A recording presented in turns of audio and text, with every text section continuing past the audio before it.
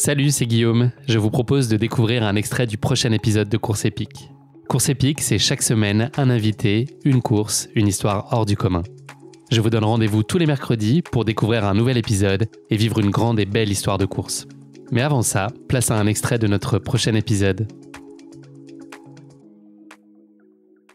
Le fait d'être à Chamonix là, cette semaine UTMB, comment tu te sens? Voilà, chacun sait que tu reviens de blessure. C'est quoi comme sentiment? Est-ce que c'est un plaisir d'être là? Est-ce qu'il y a un semblant de frustration de ne pas participer à la fête? En tout cas, basket au pied, toi, comment tu vis ces moments-là? Non, après c'est vrai que Chamonix, c'est un petit peu le point incontournable depuis quelques années maintenant, à la fin du mois d'août. Et voilà, je suis là quasiment tous les ans, sauf en cas d'extrême urgence ou de vendange ou de choses comme ça. Mais non, je suis là tous les ans et je cours vraiment pas tous les ans. C'est juste que là, tu n'as pas choisi de pas courir, peut-être, cette année. Si, non, de toute façon, voilà ce que je disais, j'avais fait en 2014, en 2017, après j'ai laissé 4 ans, c'est 3 ans, 4 ans, 2021. Donc là, de toute façon, j'avais pas du tout prévu de recourir, quoi. Ça fait que 2 ans et c'est que j'aime bien laisser au moins 3-4 ans entre chaque édition. Donc de toute façon, j'avais pas prévu de courir.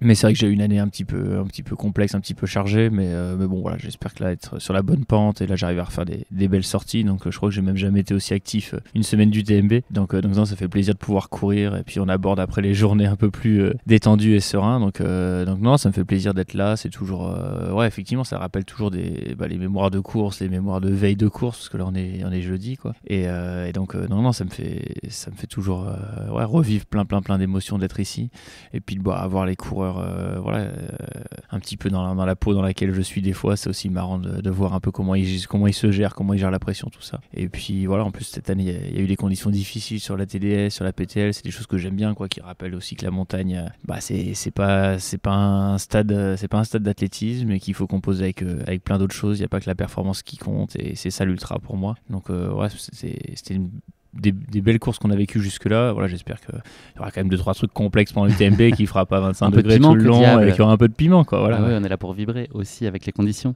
François, pour revenir très brièvement sur le sujet, sur ta blessure, là, donc ta fin d'année 2022 a été contrariée, puis ces premiers mois aussi de 2023, blessure, plâtre, opération, kiné, rééducation, tout ça. C'était quoi le moment le plus... C'est un peu ça, ouais. Le moment bien résumé. Qu'est-ce qui a été particulièrement difficile sur cette période pour toi? Il y a un moment qui a été où tu as rongé ton frein un peu plus que le reste? Ouais, moi ce que j'aime c'est être dehors quoi, passer des longues heures dehors dans la montagne, et voilà, c'est vrai que même si j'ai eu un super staff, j'étais super bien entouré, tout ça, c'est vrai que je prends pas le même plaisir dans une salle de rééducation ou sur un vélo d'intérieur qu'à l'extérieur. Ça manque de cailloux et d'air frais. Et c'est un peu ça, ouais, c'est clair. Et donc ça c'était assez difficile, mais bon, ça c'est dur de se plaindre, c'est vrai que j'ai jamais trop été blessé, donc voilà, j'ai pris cette première phase de rééducation, on va dire aussi bien que possible, avec un peu de patience. J'ai vraiment fait ce qu'il fallait, j'étais plusieurs fois en centre de rééducation, j'ai pu reprendre le ski de randonnée quand même finalement très très tôt, et donc voilà, j'ai pu être dehors. Après voilà, j'ai eu un petit contre-coup où finalement voilà, c'était un petit peu plus profond, un petit peu plus global que juste une fracture, et donc du coup il a fallu vraiment faire doucement avec les os, avec la danse, enfin surveiller toutes les densités osseuses, toutes les valeurs, toute l'immunité, tout ça. Donc voilà, un peu galéré de mai à fin juillet. Et là, j'espère qu'on est reparti sur la bonne pente. Et voilà, après, voilà, c'est sûr que 2023, c'est pas la saison que j'aurais espéré, que j'aurais rêvé. Mais bon, au final, j'ai quand même réussi à faire des choses. J'arrive à être dehors. Et puis, du coup, j'en ai profité pour faire plein d'autres projets. On va se parler de l'Ultra Spirit. C'est une course que tu as créée. La première édition était l'année dernière. Comment elle est née, cette idée? Cette envie, elle a jailli d'où? Et ensuite, dans quelle mesure tu as réussi à t'engager très vite entre le moment où tu as eu cette idée, où vous avez eu cette idée? Il y a toujours un gap de faire un grand saut et puis de la mettre en œuvre. Est-ce que ça a été très immédiat pour toi et tu as eu cet esprit de l'entreprendre et de la rendre tangible très vite? Non, ça fait plusieurs années que ça nous trotte vraiment dans la tête. Au début un petit peu à moi, et puis après sur beaucoup d'aspects à Carline. Mais voilà, c'est que l'idée de la course par équipe de 3, tout ça, ça me trottait depuis déjà longtemps. On avait fait des essais au Grand Trail de Serponçon il y a pas mal d'années déjà.